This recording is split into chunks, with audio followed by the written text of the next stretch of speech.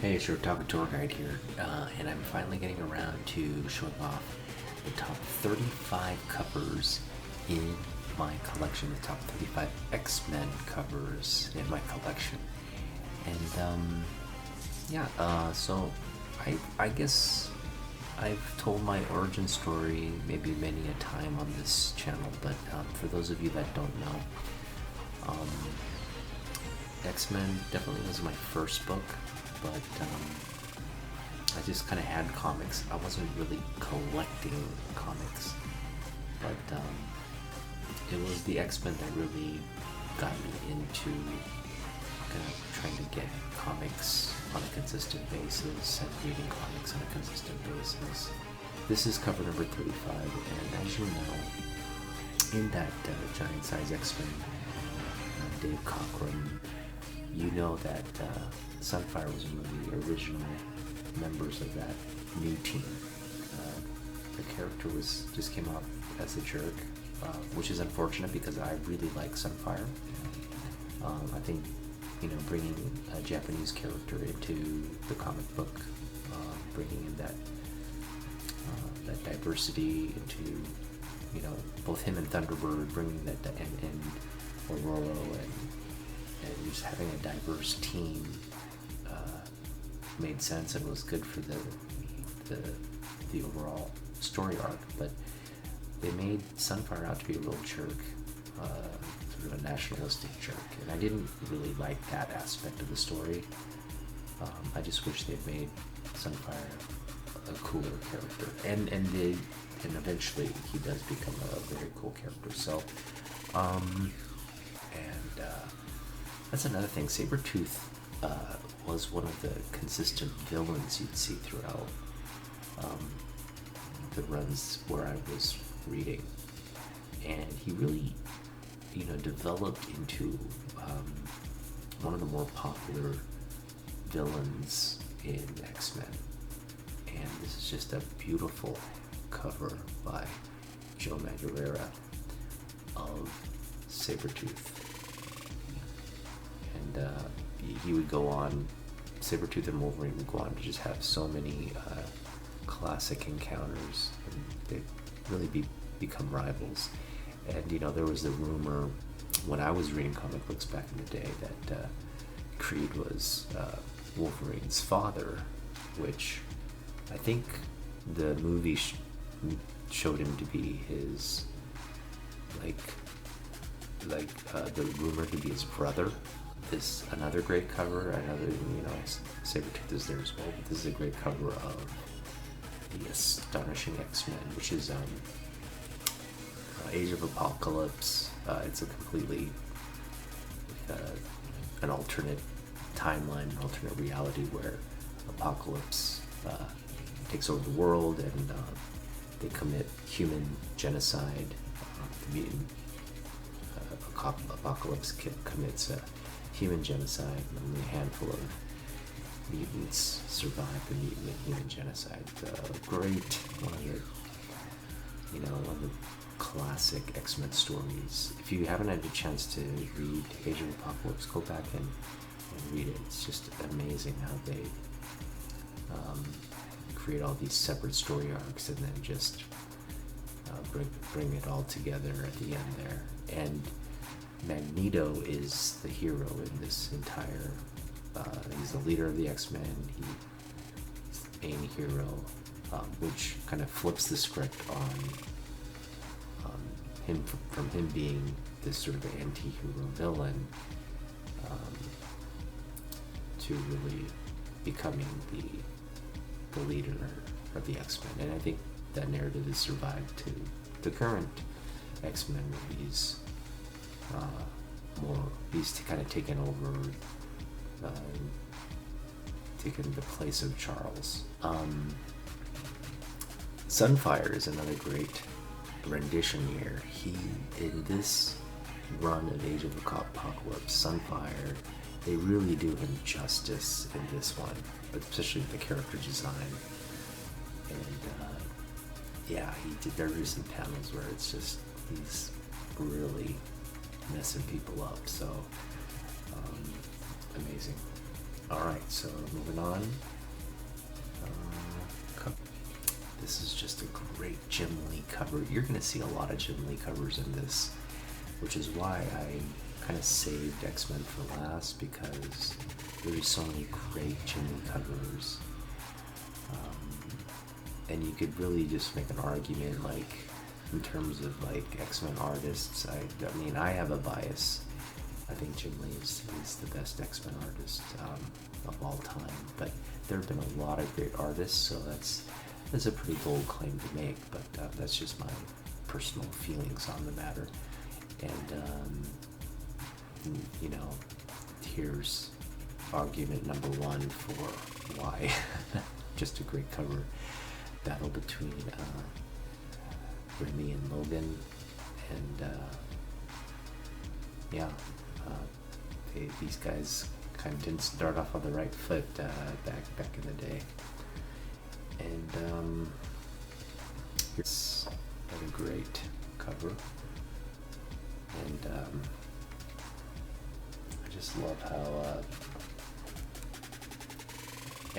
Wolverine. You know, this kind of made you want to just really buy and find out what happens in this book. All these covers are just so tantalizing to young people, impressionable young people. Another great Joe Madureira cover. This is actually a gatefold cover. It folds out, and I'm not going to take it out and show the little image, but it really is a pretty intriguing cover. And you know, Wolverine here has his bone claws. We'll get to that, the reasoning of that in a minute. But yeah, great cover with Storm, Colossus, Wolverine. Madureira just brought such a different feel to X-Men, and it really kind of picks up, I mean, he wasn't the artist directly after Jim Lee left the book, but he kind of picks up where Jim Lee left off in terms of the popularity of, and the quality of the art. Look at that Wolverine, just amazing. And yeah, he just had such great, you know, just like that earlier Magneto and Saber Tooth, he just had a real eclectic sense for the character design. So awesome. So you're right, and this is 29. And Walter Simonson is, so anybody who's reading X-Men back in the day, you're also reading X Factor, and Walter Simonson was really the sort of the father of X Factor. I know Silvestri kind of started it, and you even had Liefeld on some of the books. You had Art Adams on some of the covers and some of the interiors as well. But this was definitely Walter Simonson's, or the earlier part of this run was definitely Walt. And I never really had an appreciation for Walt's art, but now that I'm older and more mature, I realize how amazing he was, and just amazing. Like, this cover just shows you. So, you know, obviously there are a lot of great Inferno covers, and I don't have the actual X-Men, the Silvestri X-Men Inferno covers on this one. I am planning to get them. Yeah, you have Silvestri, Mr. Sinister right there. But those are great covers as well. I'm working on it. Give me some time, all right? It's hard to pick up all these comic books at once. I just wish I had, you know, thousands and thousands of dollars to spend, but I'm working on it, and definitely the entire Inferno run from X Factor and X-Men standpoint is, Uncanny X-Men standpoint, is on my list of things to do, so working on that. Now, I don't know if you'll remember, for those of you collecting right around this time, there was a sort of a graphic novel, and it was, I think it was it was titled Havoc and Wolverine, or something nuclear something with Havoc and Wolverine. I remember reading that book and just being like amazed by the artwork and the story in that. And Havoc was such a cool character. Back when I got into it, you know, I just thought he was way cooler than his brother, Cyclops. And he had such a cool power, the plasma, the plasma. You know, emitted these plasma bursts. And this is just an amazing cover of Havoc. You don't see Havoc on the cover on too many occasions, but this is one of those occasions. And again, that other book I mentioned, I'll have to go look up the title. It was like I read that when I was a kid, and I may try to go pick that up. And so yeah, the reason Wolverine had both bone claws in that earlier cover was because of this moment in X-Men history, which is a big moment. And this was during the glorious 90s, and Magneto does it. He decides, I'm gonna end Wolverine, and pulls all the adamantium it's grafted to his bones, just wrenches it out of his body, and it's a painful experience. And anyway, just a cool, because you know, up to this point, Wolverine was just one of the most menacing characters with the healing factor, the combination of the healing factor and adamantium claws. I think adamantium, right, is like the hardest metal. It's indestructible, right? So it's kind of unfair, especially with the Berserker mode, right? But this kind of put Wolverine on par, at least from the claw standpoint. Bone claws aren't going to do as much damage as like razor sharp adamantium claws. So just a sort of a tragic, shocking, and cool moment in comic book history. And this is, I definitely want to pick up more copies of this because I just think there's so much, like, this is gonna come to the movies at some point. You're gonna see this scene, so when that happens, everybody's gonna be clamoring for their copy. But Fatal Attractions, it's a plentiful book. It was definitely printed, but overprinted. But there's some, I guess, some rare versions. I just want more copies of it because I just love the cover. Andy Kubert kind of. All right, and this is 26 in my collection. Right? 26? Yeah, 26 in my collection. So 30, yeah, so 26 in my collection. Another great Jim Lee, just a great team, you know, X-Men team. And so, yeah, right around this, so after that Inferno story run, you just have X-Factor, X-Force, X-Men, kind of just, you know, coming in and out of these ongoing narratives. And this year you have really a lot of those teams just gathered in one place in this comic book. And as you can see that cover there, you see Marvel Girl, just the whole, Banshee's back, Archangel's there, some of these new mutant members are there as well, so just a really cool cover. And for me, like, for me this is just nostalgic, peak X-Men times, peak X-Title times. Alright, so now we're on with 25, this is number 25 in my collection, and now this isn't an X-Men book, but I put it there because it's John Byrne X-Men first of all, and it's just a cool cover.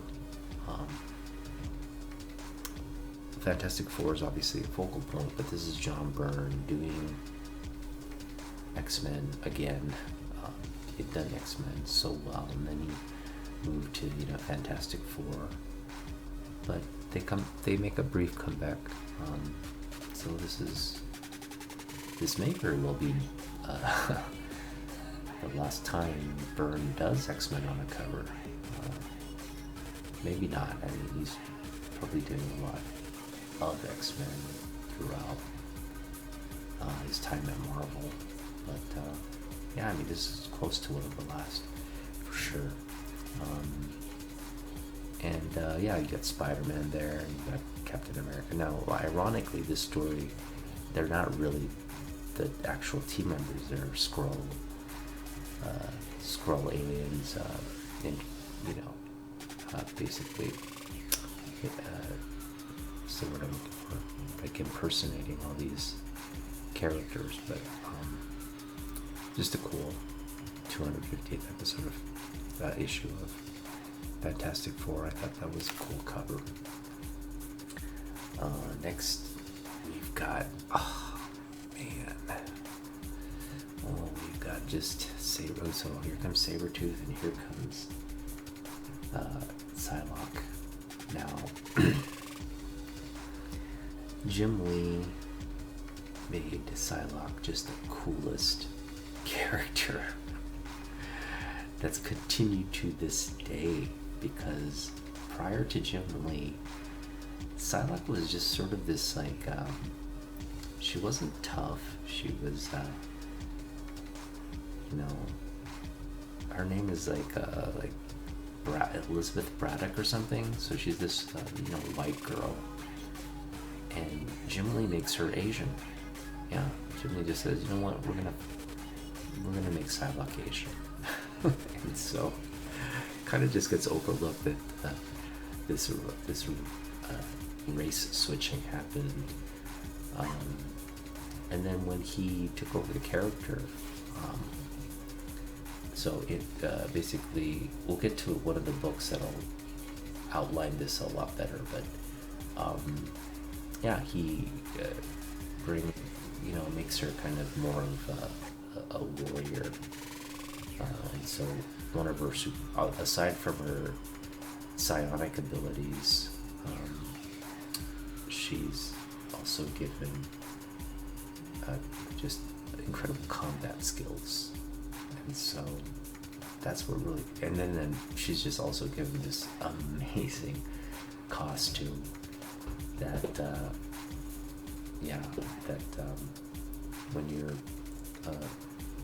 a 13-year-old boy reading comics, it doesn't hurt. It doesn't hurt to have a costume like that. So,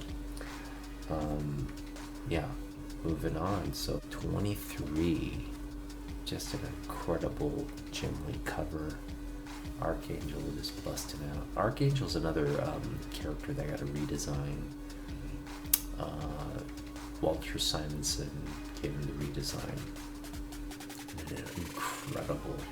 Like going from like feathery wings to like, it's, wings of like bladed wings that shoot out. Man, that's just the coolest thing to do to a character that wasn't all that cool or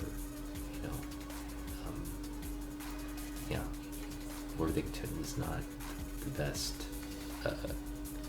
character, but after this redesign,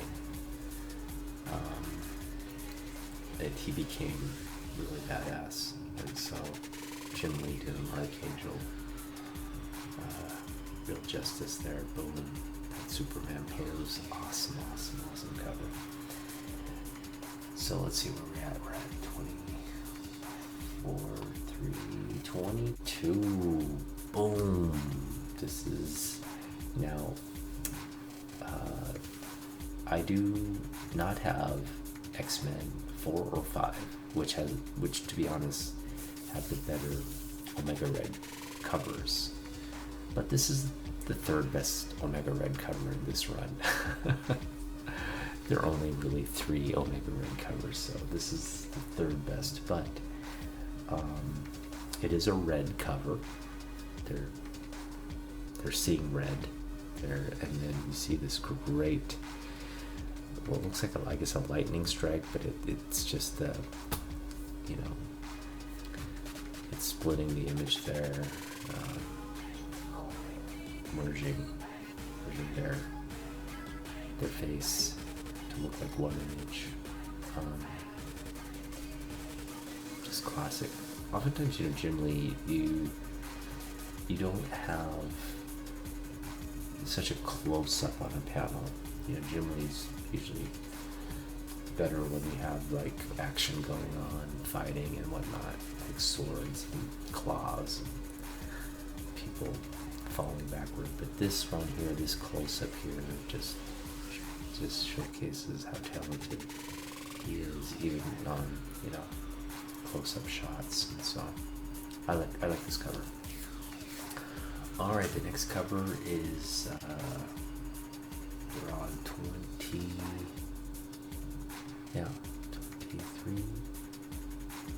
So 21. So this is Joe Madureira again, and let me just show you what the back of this cover looks like. We've got green sentinels.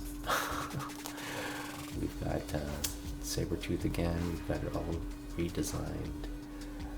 Colossus, this character called Wild Child, Apocalypse. We even have Jubilee there, right there.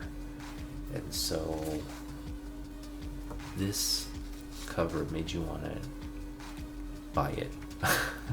It's a chromium cover, just like, yeah, 90s chromium goodness. It's a one-handed Wolverine, right? Sunfire, Magneto there with Rogue, a short-haired Jean Grey, just all these like new takes on characters, and like Blink, right? It's just a new team, so you're just like, what the F is going on? How did this happen? And a cool bald shaved head Bishop there in the mix as well. So yeah, if you didn't go out and buy this book based off just the hype around Age of Apocalypse, you were not collecting comics in the 90s. This was the biggest sort of the biggest thing going on in comics at the time, really competing with Image and really doing a great job in my opinion, because I love this run. Okay, now we're getting to the top 20 books in my collection. Here we go, top 20. Number 20.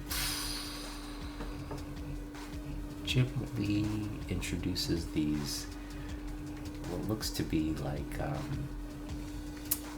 I guess, like X-suits. And so we have a more well-covered Psylocke there. And this is also, it's also a gatefold cover, so, you know, you have, I think, Banshee and some other characters on here, but just a cool cover with Wolverine in there, the whole thing Forge, just a nice cover of the team in these weird X costumes again. These costumes did not last long, but they're featured pretty well here on the cover of this one. Let's see, we're on 20, that's 20, this is 19. I just really like this cover because, like I mentioned, Jim Lee, he's best when he's doing these kinds of covers, these action covers, and so you've just got a lot of great like fighting going on, and just every team member is kind of there doing some kind of action thing. So what I really like is, again, Psylocke there.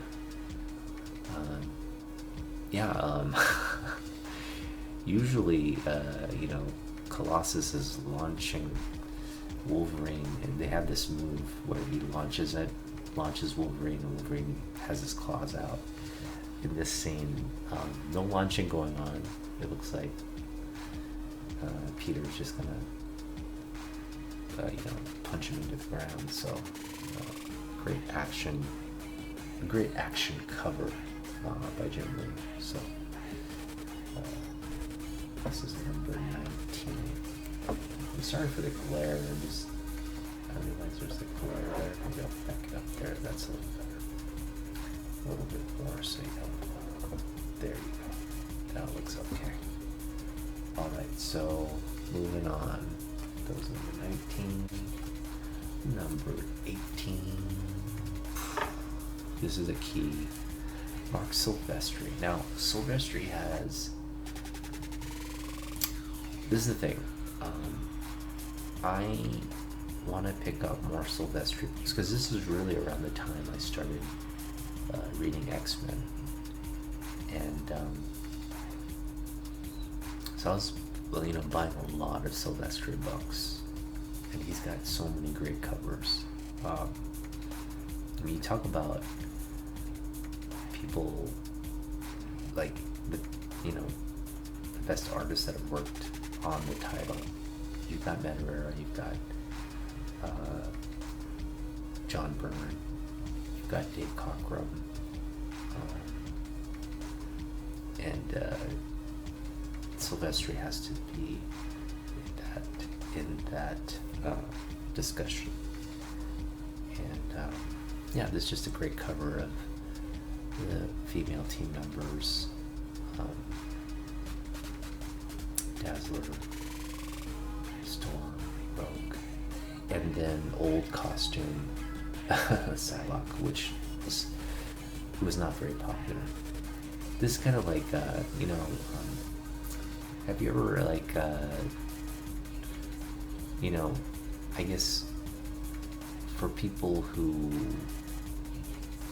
you see people after they go off to college or something, in high school they're really nerdy, and then later on when you meet them as an adult, they've completely transformed and changed, and you're just like, wow, that's why I feel like this is kind of how I feel about Psylocke. Psylocke was just this nerd in high school, and then just becomes this badass as an adult. So anyway, X-Men 244. This is the first appearance of Jubilee. Very key book, and great cover by Mark Silvestri. Now, there are better Silvestri covers out there, obviously, and again, like I mentioned, those Inferno covers, there's a bunch, and I want to pick them all up, but it's going to take some time. So in the meantime, this is definitely one of the favorites in my collection. Okay. Yeah, this is 17.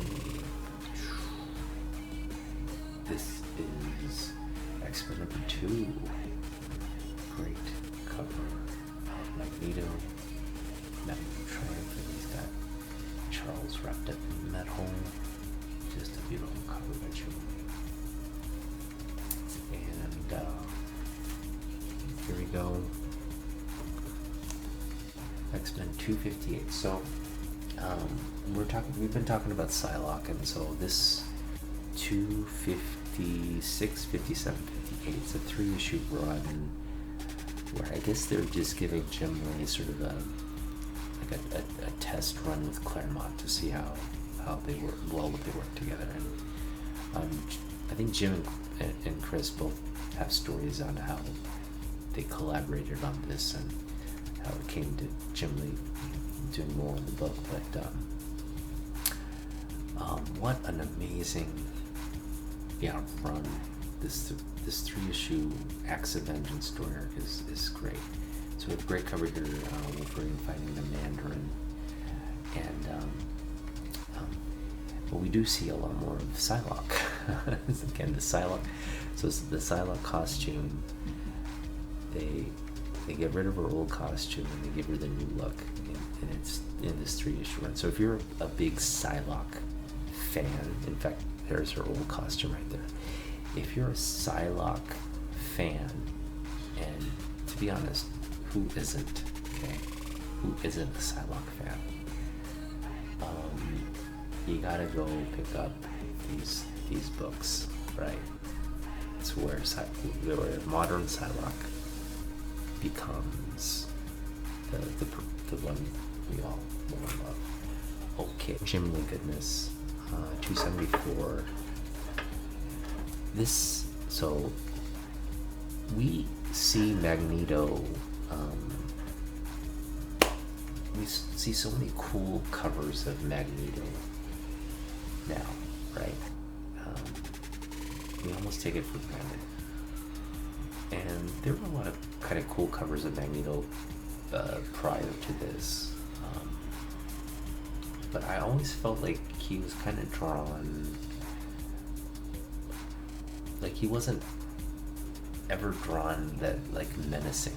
Like you didn't get a sense like, man, this guy's somebody, like physically he wasn't someone you would reckon with. It oftentimes, he's just a guy in a helmet with like a cape, right?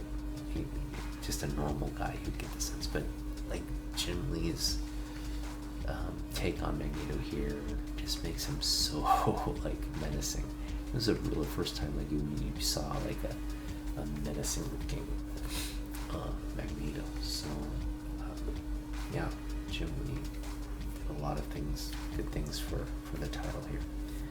And oh my goodness, this is just one of those covers that just makes you go like, boom. Cable, okay. This is where Cable Jim's take on Cable just made him so cool. And again, everything in this cover is just so cool, okay. Beautiful cover. And one of my favorite X-Men covers in the collection. Okay, so we're at 15, 14, 13, lucky number 13, and this is the famous 268 where he takes over the run. Jimmy takes over the run, and it's a great story of Black Widow, Wolverine, Captain America, kind of shifting through two time periods, and great story, great one issue, just a one issue one off, right? And great cover, one of Jim's best covers. And Demon Days, X-Men, Peach Momoko. I've just said so many superlative positive things about Peach Momoko's art. I'm such a big fan of her. And my hope is to really kind of meet her. I'm hoping she makes and being Seattle's proximity to Japan makes that possibility real. If she comes to ECCC this year, that's like, stop the presses, I'm going, and I just want to meet her. I do have a limited amount of Japanese, so I'm hoping to really engage with her in Japanese without her translator, and so I think that'll be memorable for her as well, just to have this random Korean American guy come up to her and just chat with her in really bad Japanese. But hopefully, she'll sign some books, and we'll have to signing some kind of remark or sketch type session where I can get this comic signed and also get some other books signed and possibly get a sketch, maybe get that Sunfire sketch. How awesome would that be to have a Sunfire sketch on that Sunfire cover? But yeah, we're waiting for that opportunity. So that's why getting into collecting has been so much fun, I think. Because Comic Cons weren't a thing when I was first collecting. I mean, they were a thing, but they weren't what they are today, right? And so now that I'm back in the hobby, and I attended my first Comic Con, mind you, I've been out of comics partly because I was in East Asia for 17 years. I was living my much of my professional adult life in East Asia, working and living there, Korea and Japan. So there weren't many opportunities to like buy comic books, collect comic books, or even just have it in your mind frame. You're just so busy. But now that I'm, here back in the States, it was during the pandemic. I was had a baby, a very young baby. Kind of go stir crazy being at home, taking care of the baby all day. This was a great getting back into comics was a great sort of natural transition into my new life, right? And it just brought back so much nostalgia, and these books, I guess, meant more to me than I thought growing up, and so it's nice to just reconnect with that. But another cool aspect is like getting into an artist like this, who's very new school, and kind of foreseeing those engagements, like anticipating like meeting her, and that'll be just a cool moment. Now, another artist I am very looking forward to meeting on the Comic Con, or maybe, if I get an opportunity to go to Hawaii or something, but is David Nakayama. And as you know, David was so gracious to come on the show. Nana and I do Meet the Collector, Meet the Artist YouTube series, and this is the thing about David. He really engages with fans on social media. He cares a lot about his fans, and he's just so talented. And I always was so attracted to his run on this X-Men 92. That was sort of my first kind of like, whoa, what is this? Kind of cover moment. And he's definitely my favorite modern artist. So I've got Jim Lee, and David is second now. And look at this amazing work, Apocalypse. So like, you got, you've got, looks to be Magneto there, prying open Apocalypse's mouth. That is just such a cool cover. And I already showed off my Wolverine, X Lives of Wolverine variant cover, which is just hands down probably the second my most second favorite, like, just cover in the collection, right? And so it's just amazing to have that engagement with David through the channel. And yeah, I think we're gonna try to put together another sort of episode where we bring, you know, some artists together and they just chat comics. And so hopefully, you know, we can get some books and plan that to where they can talk about their approaches to how they come up with these ideas and concepts. And I am very curious to see how he came up with this, because I mean, it's just, you know, Apocalypse is big, but you don't consider him big to the point where an entire person can fit in his mouth. And so, but that's a great, I think that's a great way to, you know, show how powerful these villains can be, just through size and scale of how big they are.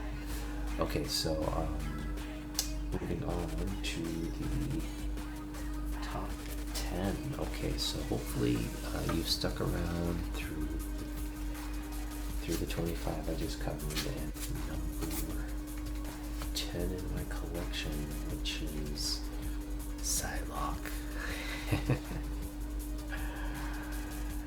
This is okay, so I'm a big Jim Lee fan, and this is just a cover that I wanted in the collection because, first off, I do believe this is the first time you see Jim Lee.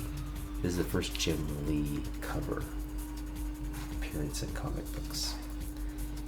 And it's not just Jim Lee, you've got Wolf Portacio there. And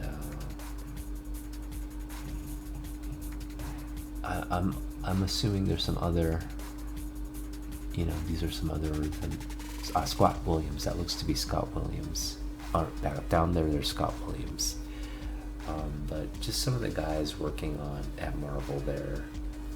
It looks to be just a fun crew. That would have been so cool to have worked with these guys at that time, right? How cool is that? You just yeah, that would have been just cool back in the late 80s, early 90s to work at Marvel. But maybe that's supposed to be Todd McFarlane? Is that supposed to be McFarlane? That could be McFarlane right there. But anyway,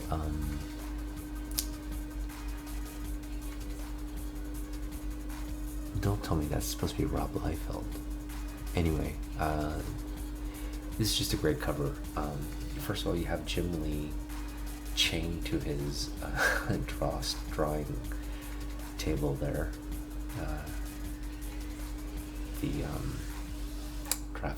The drafting table there, and he's kind of, I guess, imagining Psylocke. just kind of poof appears, and Wolverine's drinking some kind of diet soda there and whatnot. It's just a funny cover. You got Gambit there.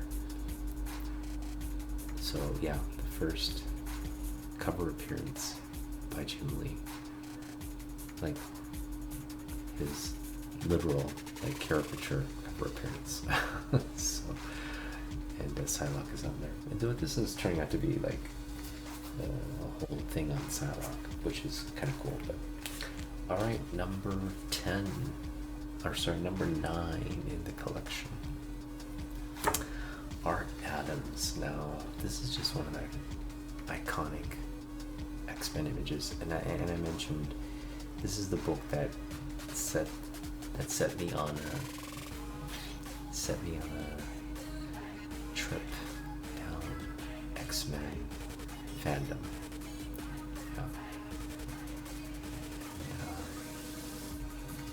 So I will probably never own Giant Size X-Men 1, but I guess this is the next best thing.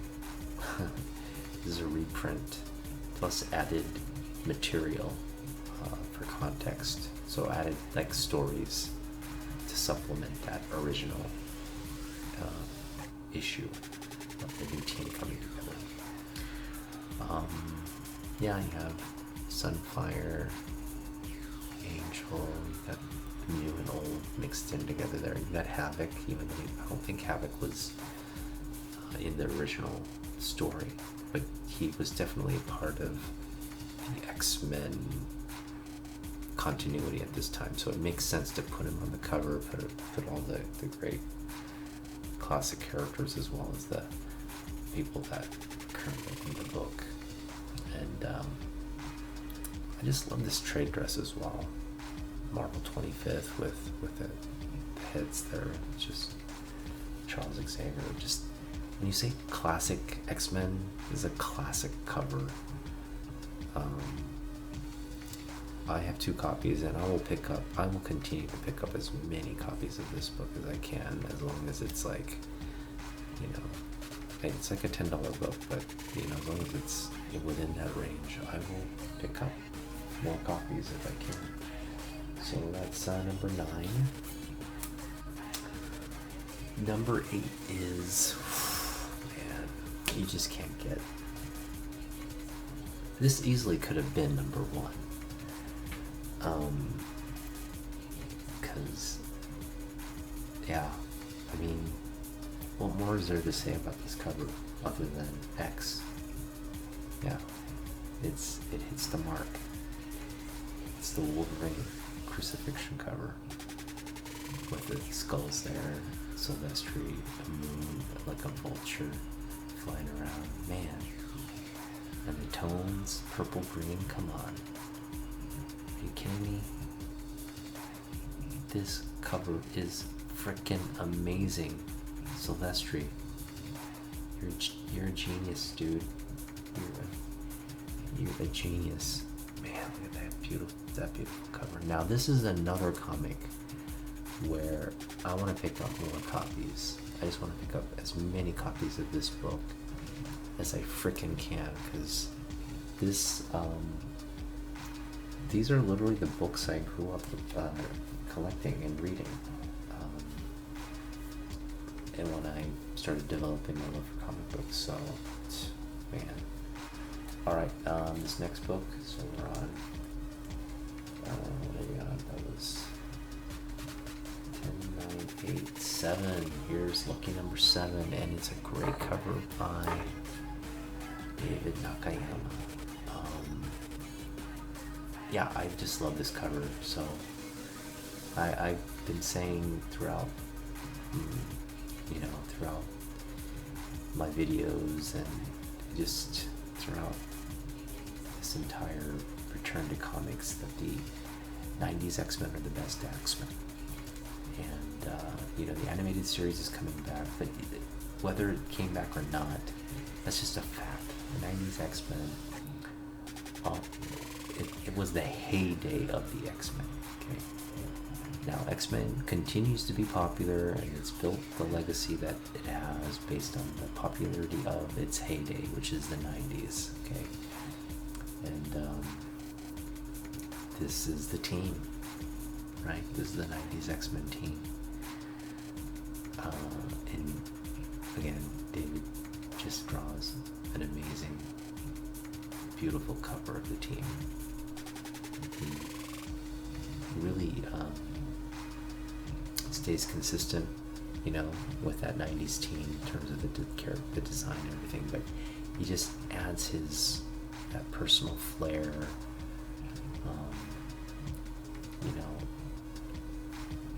just an interesting, it's clean, the lines are so clean, the digital process on this just comes off as so graphically clean. It's amazing artwork, and so it's such a pop art type cover. Love it. All right, So now we're down to number 6. And I'm just going to put these two kind of together just to show you how great. So, you know, I wish I could get, I'm going to try to get them in both frame here. This is what you're dealing with here then when you're talking 90s X-Men, right? David just absolutely captures the essence of Jim. Now, David paid homage to Jim, saying like, you know, Jim is somebody he just absolutely tries to emulate. So, and it makes sense, you know, like, I think, you know, I think David is a little younger than I am, but we're kind of in that same era of just adoring Jim Lee's work. And so, yeah, you just can't, this is number 6 for a reason. It's the X-Men Annual number 1. This is just a key first appearance of Alpha Flight. Again, one of the first books I read.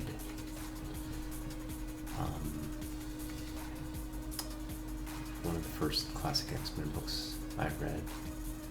And I now own this copy. It's the first cameo appearance of Alpha Flight. Not much goes on in this story, to be honest, but it's great artwork. Again, you have Sunfire's in this issue.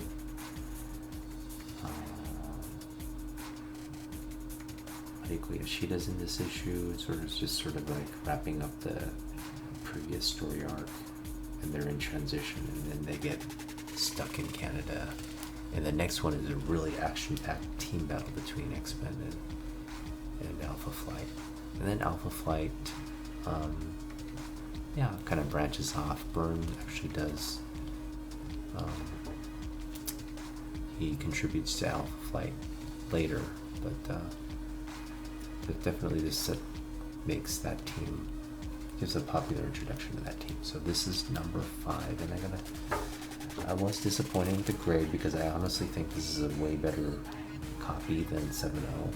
So definitely a higher grade than 7.0, but I think they knocked me for some tanning on the back, but I got an issue with that grade. To be honest, it should be closer to an 8.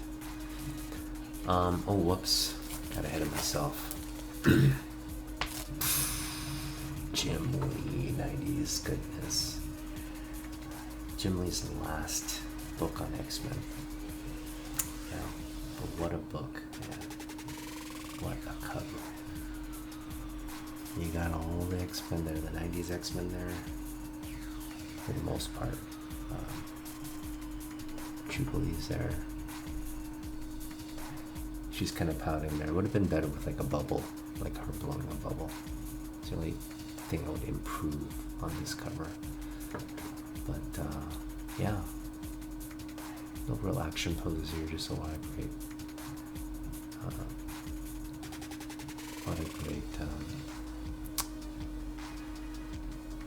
close-ups of the team. All right, that's number 4. And number 3 and 2, I gotta kind of show it off here. Now, as you know, I'm gonna send this book into CGC 142. And currently at CGC is, I don't know, I guess you can't see it there. I'm trying to get both in there. Is 141. So these are comics 3 and 2 in the collection, 141, 142. And I gotta say 141 is better cover of these two, but I mean, not by much. I think 142 is also an incredible cover. This is just classic John Byrne. I think John Byrne ends up, I think this ends up being his last book. I may be wrong, but these are his last two books. And what a way to go out. What a way to go out with one of the best stories, I think, in comic books, right? This Days of Future Past 2-issue story has to be one of the best X-Men stories of all time.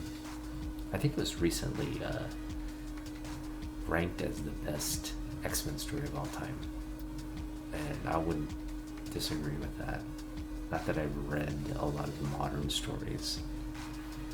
I'm hoping to do more of that, but out of everything I've read, I would definitely say, yeah, I would argue with that. So these covers, this set is ranks 2 and 3 and 2 in my collection.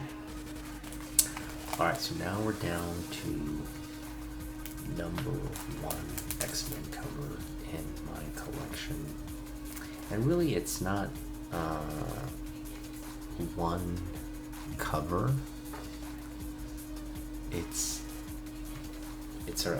So it's like 5 covers, right?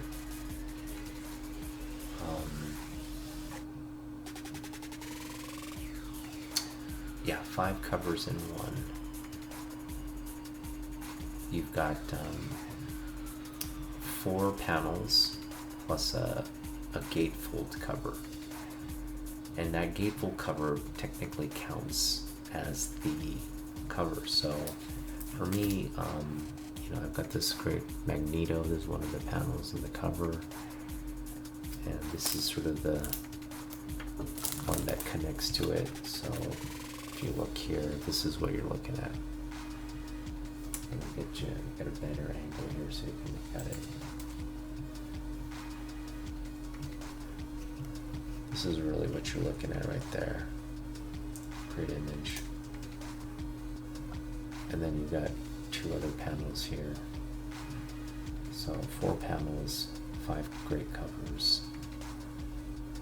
And this is the best, we're talking about the best-selling comic book of all time. And for good reason. X-Men #1. 90s X-Men goodness.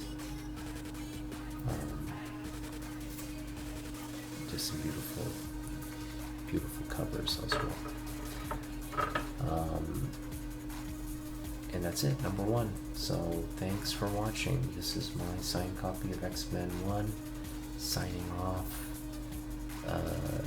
That's the 35 top covers in Otaku's collection. Hope you enjoyed it. Hope you thought. Let me know what you think of the covers. Obviously, there are a lot of great X-Men covers, as is the case in all of these videos that I cover. I only can show you what's in my collection, and I apologize. I don't spend a lot on trying to get books and stuff. Obviously, it's a slow burn. It's a progressive thing, and I am trying to pick up more and more books, especially the ones that, like in X-Men books, the ones I collected as a kid. So I'm going to try to pick up as many of those books as I can. But for the most part, it's just fun to do these kinds of videos and pick up books and kind of show you what I got, show you what's in my collection. And I'm having so much fun doing this. It's really just for my benefit. I'm not selling anything, I'm not trying to do anything. It's just my love of comic books. Yeah. And so hopefully you had some fun looking at my top X-Men books, and then we'll see you in my next video. And I don't know when it's going to be. Kind of was running out of ideas for content, but I'm sure we'll have a CGC submission coming up soon that I'll outline and kind of show you me mailing it off, and then we'll do something related to maybe another haul. So hope to see you around. And again, check out Daman Young and I's. We're gonna do Meet the Collector, or Meet the Artist and Meet the Collector series throughout this month. So be sure you're subscribed to his channel, my channel, and look out for when those videos go live or when they're posted. So and support us there. All right, thanks. See you later.